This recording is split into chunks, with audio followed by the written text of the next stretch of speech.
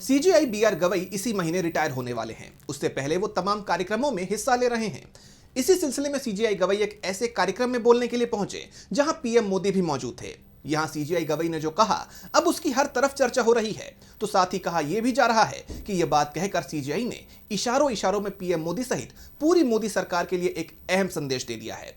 तो क्या कुछ कहा है सीजेआई गवई ने और क्यों उनके इस बयान को माना जा रहा है अहम, जानेंगे इस रिपोर्ट में। Chief justice of India B R. Gavai ने एक बेहद अहम संदेश दिया है। एक कार्यक्रम में अपनी बात रखते हुए सीजेआई ने न्याय के विशेषाधिकार को लेकर बात कही।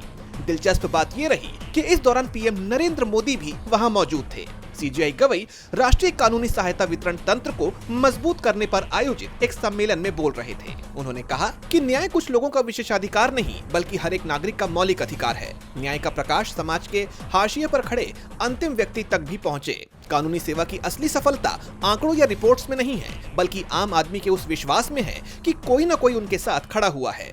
न्यायपालिका अपना काम कर रही है, अब सरकार भी इसमें अपनी जिम्मेदारी को समझे।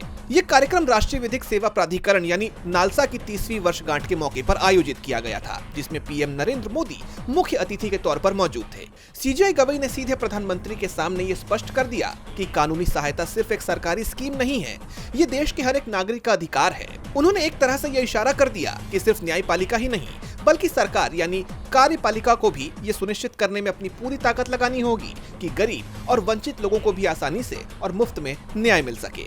पीएम की मौजूदगी में कही गई ये बात काफी अहम मानी जा रही है। डीबी लाइव की रिपोर्ट।